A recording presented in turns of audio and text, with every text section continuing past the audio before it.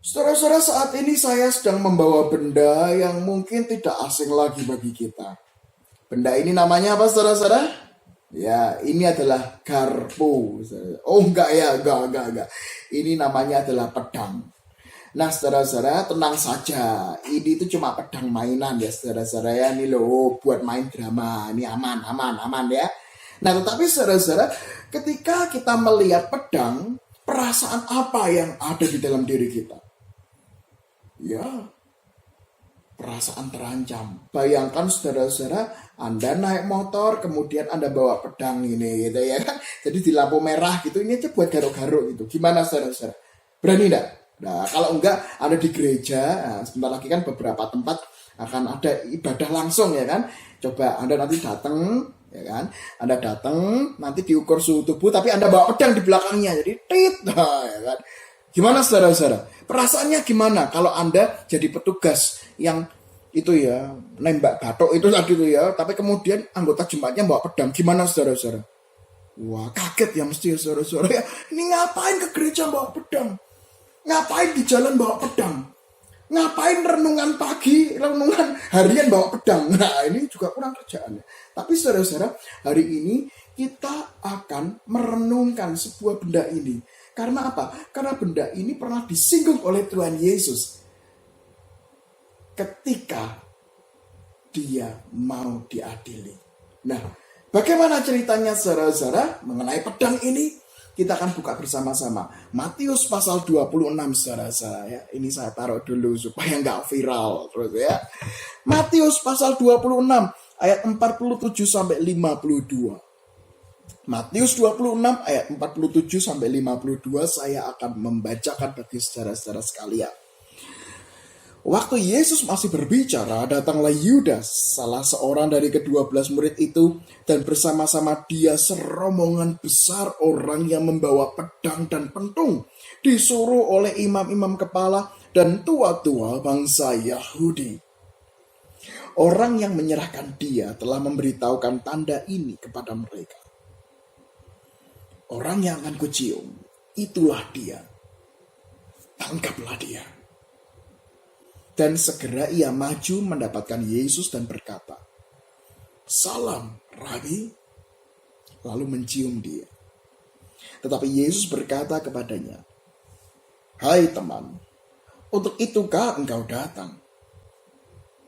Maka majulah mereka memegang Yesus dan menangkapnya.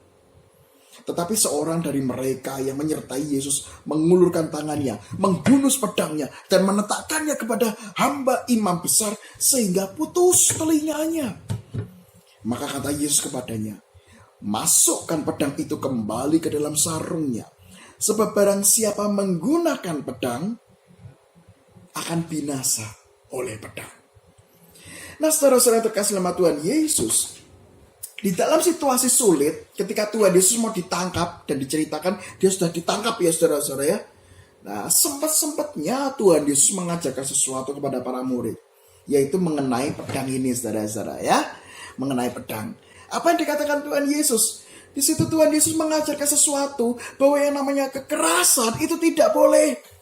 Maka dari itu Yesus mengatakan, sarungkan pedangmu. Barang siapa menggunakan pedang akan binasa oleh pedang. Pedang adalah simbol kekerasan saudara-saudara. Karena pedang itu dipakai untuk melukai.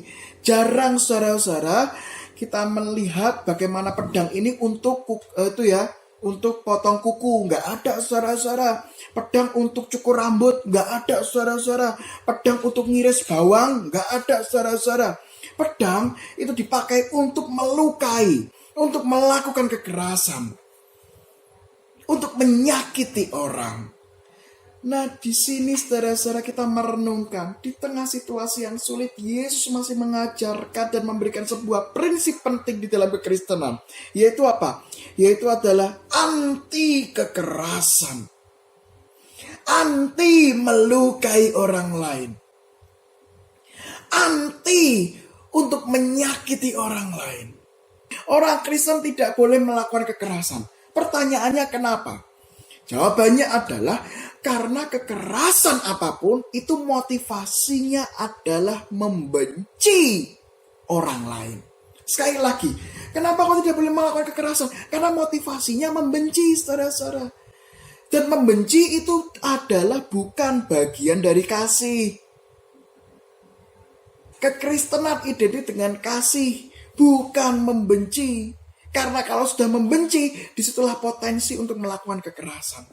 Orang melakukan kekerasan karena dasarnya membenci orang. Gak ada saudara-saudara pada umumnya loh ya. Gak ada saudara-saudara saya mencintai maka itu saya melakukan kekerasan. Gak ada saudara-saudara. Saya melakukan kekerasan karena apa? Ya karena saya membenci. Kalau saya dalam situasi yang sulit, maka dari itu saya melakukan kekerasan. Sehingga hari ini saudara-saudara, yuk kita memeriksa diri kita. Apakah kita sudah melakukan kekerasan dengan orang lain atau belum?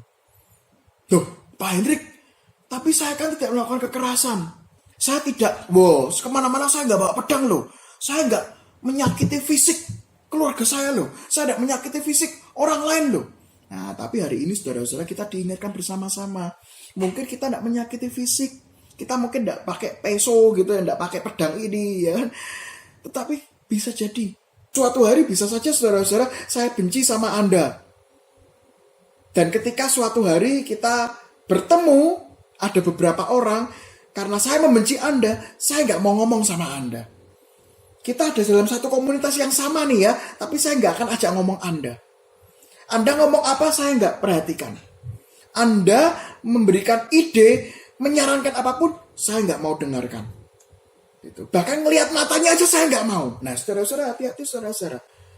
Jangan-jangan itu adalah kekerasan-kekerasan yang didasarkan karena saya membenci Anda. Itu juga kekerasan loh saudara-saudara. Saya nggak nganggap Anda, karena saya benci Anda, itu kekerasan. Karena apa? Karena saya menghilangkan eksistensi Anda. Saya menganggap Anda tidak ada. Lah orang membunuh itu kan juga seperti itu ya kan. Membunuh itu kan meniadakan eksistensi. Ya, karena apa? Karena benci. Makanya saya melakukan kekerasan, saya membunuh. Artinya apa? Saya meniadakan eksistensi orang itu. Sama saudara-saudara, ketika saya membenci Anda, kemudian Anda ngomong pun, Anda ada di tempat itu pun saya nggak anggap Anda. Itu berarti artinya apa? Meniadakan eksistensi juga. Dan itu kekerasan saudara-saudara. Orang itu ada di sekitar Anda, tapi Anda tidak hargai. Itu juga melakukan kekerasan. Oleh sebab itu saudara-saudara, hari ini kita diingatkan bahwa dasar dari kekristenan adalah kasih, bukan kebencian. Maka dari itu, pengajaran Yesus itu berbicara soal pengampunan, penerimaan siapapun dan apapun yang orang lain lakukan kepada kita. Tidak ada ruang untuk balas dendam, tidak ada ruang untuk kekerasan, tidak ada ruang untuk menyakiti, karena itu bukan ajaran Yesus. Sekali lagi, itu bukan ajaran Yesus. Tetapi ketika hari ini kita menyadari, Tuhan ternyata saya membenci orang itu. Ketika orang itu ada, saya selalu menghilangkan eksistensinya. Saya nggak mau melihat dia. Saya menyingkirkan dia. Saudara-saudara, hari ini mohon ampun sama Tuhan. Hari ini minta maaf sama Tuhan. Karena ternyata kita sudah melakukan kekerasan. Dan jauh dari apa yang Tuhan katakan. Oleh sebab itu, saudara saya terkasih, hidup kekristenan adalah kasih, bukan kebencian.